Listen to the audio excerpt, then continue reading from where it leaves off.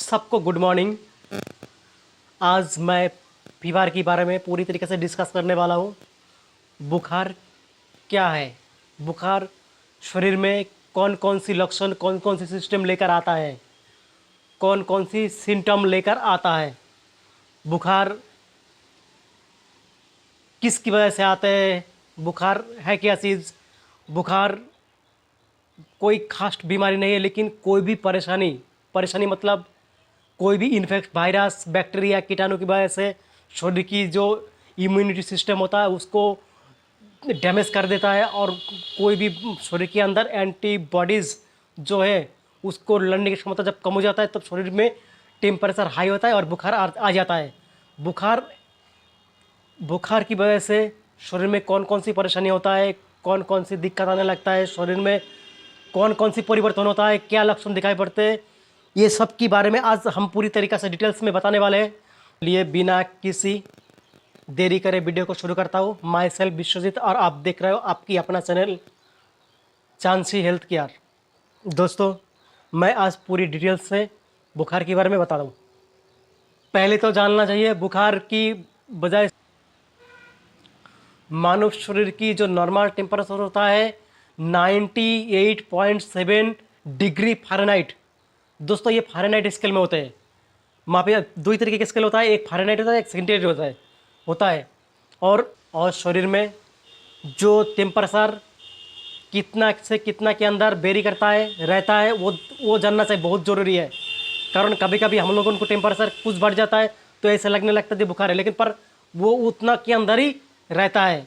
तो उसका जो रेंज है, उसका मैं रेंज बताता हूँ। उसका रेंज है 97.6 से लेकर 99। ठीक है दोस्तों, तो ये फ़ारेनहाइट स्केल में है, लेकिन सेंटीग्रेड स्केल में भी उसका जो रेंज होता है 36.1 से लेकर 37.1 तक होता है। तो दोस्तों, ये बुखार की जो टेम्परेचर है ये है।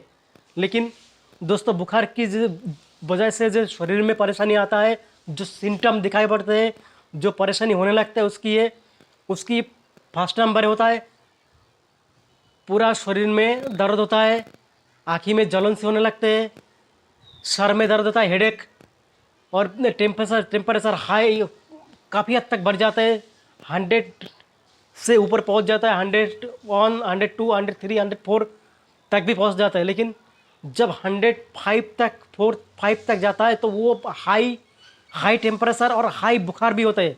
दोस्तों, वो क्रिटिकल सिचुएशन होते हैं। उस टाइम उसको सर में पानी भी डालना चाहिए।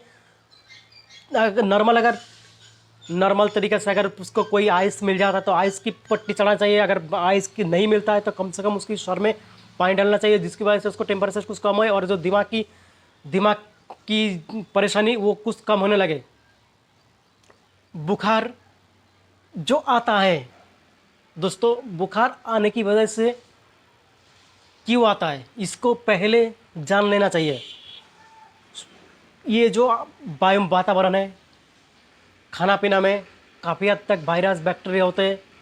ये बैक्टीरिया कोई भी कारणवश जब मानव शरीर में पहुंचता है, ह्यूमन बॉडी के अंदर इंटर करता है, तो वो जाकर ब्लड में मिक्स के ब्लड में होता है एंटीबॉडीज़, जो वो वायरस बैक्टीरिया को डिस्ट्रॉय ख़त्म करने की कोशिश करता है। लेकिन जब वायरस बैक्टीरिया डिस्ट्रॉय नहीं होता है, ख़त्म नहीं होता है, उस टाइम मूवमेंट अनकंट्रोल ग्रोथ होता है। अनकंट्रोल ग्रोथ होने के बाद शरीर को क्षति पहुँचता है और उसी टाइम शरीर में टेम्परेचर बढ़ता है और बुखार आने लगता है। बुखार जितना तरीका की होता है वो हम पूरी आज डिस्कस यहाँ करने वाले हैं। पहले तो बुखार की जो बात है, मलेरिया होता है, टाइफाइड होता है, डेंगू होता है, स्मॉल पॉक्स की वजह से भी बुखार आता है। उसके बाद आईवी एड्स की वजह से भी बुखार आता है।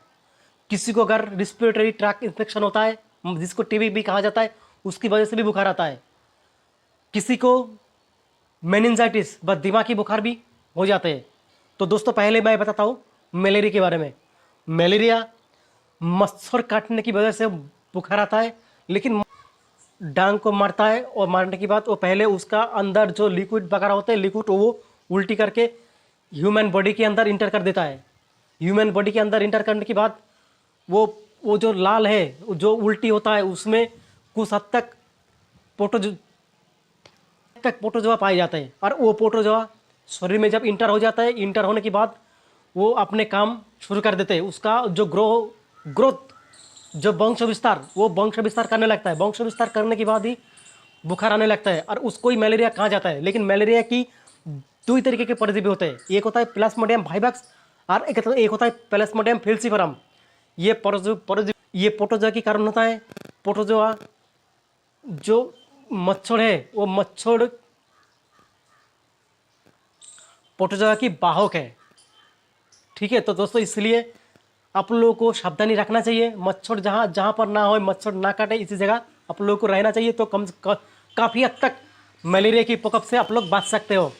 सेकेंड नंबर पे आता है बैक्टीरिया के कारण की वजह से जो सब बीमारी होता है, बीमारी की वजह से जो बुखार आते हैं, उसी की कारण बैक्टीरिया के कारण होता है टाइफाइड, टीबी।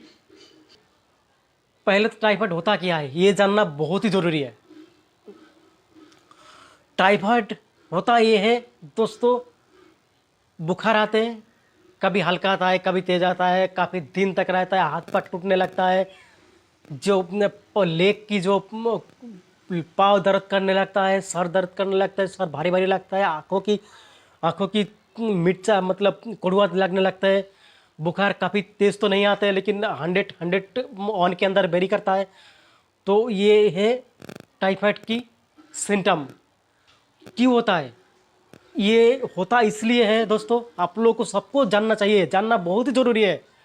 क्योंकि हम लोग जो खाना पर खाते हैं, कोई अगर प्रिजर्वेटिव खाना, मतलब जो रखा हुआ खाना है, कोई चीज़ रख दिया, काफ़ी देर तक रह गए, 12 घंटा कि 24 घंटा बाद उसको हमने खा लिया, तो वो दोस्तों वो खाना में ये बैक्टीरिया टाइप में बैक्टीरिया बन जाता है। वो बैक्टीरिया अगर उसके अंदर साल्मोनेला टाइफाइड बनाने वाला जो बैक्टीरिया होते हैं, टाइफाइड बुखार को प्रेजेंट करने वाला जो बैक्टीरिया होता है, वो साल्मोनेला टाइफी है। दोस्तों साल्मोनेला टाइफी 4 तरीके की होता है। 4 तरीके की ये होता है, ट्राफी होता है, पैराटाफी ए होता है, पैराटाफी बी होता है, पैराटाफी सी, ये 4 तरीके के होता है। तो दोस्तों पैराटाफी सी जो है वो काफ़ी हद तक दिक्कतदायक है और वो उसके लिए काफ़ी दिन तक दवा खाना पड़ता है। तो ये जो साल्मोनेला टाफी है, खाना के अंदर जब बनता है और वो हम लोग खाते हैं, वो ये जो बैक्टीरिया डायरेक्ट पाकस्थली में जाकर ये हमारी हाइड्रोक्लोरिक एसिड के साथ संस्पर्श से अगर कुछ डिस्टर्ब होता है, कुछ नहीं होता है, और वो अगर मेरे छोटी आंत में पहुंच जाता है, इंटोकोलाइटिस में जाकर ये एक्टिव हो जाता है और हम लोगों को बुखार आने लगते हैं। तो दोस्तों ये होता है टाइफाइड टेस्ट करने के लिए जो टेस्ट होता है दोस्तों, ये तो बहुत ही ज़रूरी है, आप लोगों को जानना चाहिए। उसको वीडल टेस्ट भी कहा जाता है। अब आता हूँ मैं टीबी के बारे में, जो बैक्टीरिया के बनता है, लेकिन उसकी वजह से भी बुखार आता है। वो जो बुखार आता है वो हल्का हल्का आता है, 101 के अंदर ही रहता है, उसमें ज़्यादा तेज़ बुखार नहीं आता है। लेकिन धीरे धीरे शरीर को डैमेज करने लगता है, कमज़ोर करने लगता है, वीकनेस बहुत आने लगता है, और जो वज़न है, वज़न काफ़ी हद तक घटने लगता है। वज़न कोई भी एडल्ट को 35 केजी के नीचे अगर आने लगता है तो उसके अंदर काफ़ी हद तक टीबी की होने की चांसेस होता है। तो टीबी होता है तो ये इसकी वजह से बुखार आता है।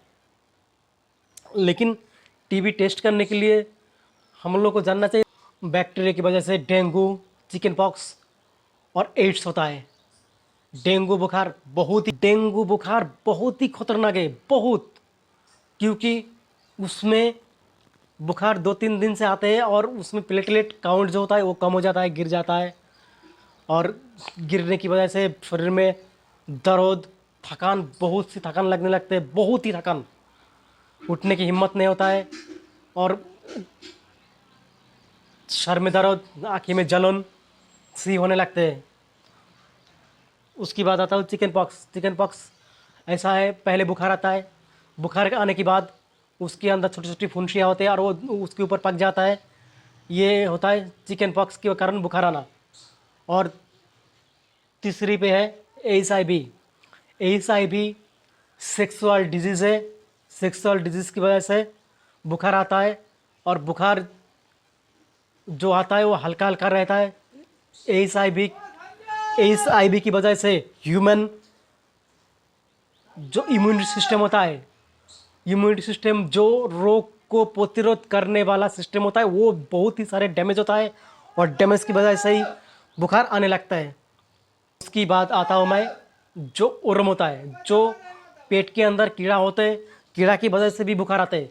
कीड़ा की वजह से बुखार ये आते हैं, कीड़ा की वजह से जो बुखार आता है वो फाइलेरिया होता है। फाइलेरिया एक ऐसा बीमारी है, पहले बुखार आएगा बहुत तेज़, 102-3 तक भी बुखार आ जाता है, और बुखार के बाद अंडकोश जो होता है, अंडकोश में लालीपन आता है, और पाँव, लेग, दाहिने पाँव या बाएं पाँव कोई भी हो, वो सूजन आ जाते हैं।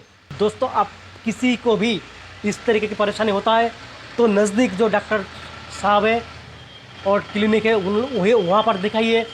वहाँ दिखाना बहुत ज़रूरी है। आपकी अपने तरीक़े से कोई मेडिसिन मत लीजिए, मेडिसिन की बहुत सारे साइड इफेक्ट होते हैं।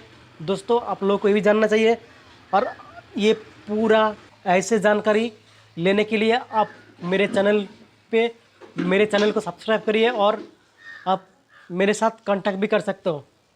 नमस्कार।